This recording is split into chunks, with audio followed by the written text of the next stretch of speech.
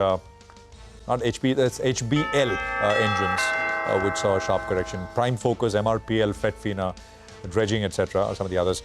On the upside, Indigo, we were talking about CG Power, Hitachi, we discussed Polycab, a bit of reversal after Friday's sell-off. Style Bazaar is the other one. There's Welspun Corp, which of course has sold off quite a bit from 900 to 700 levels, but I think a bit of a bounce coming through on this one as well. So that's the overall picture.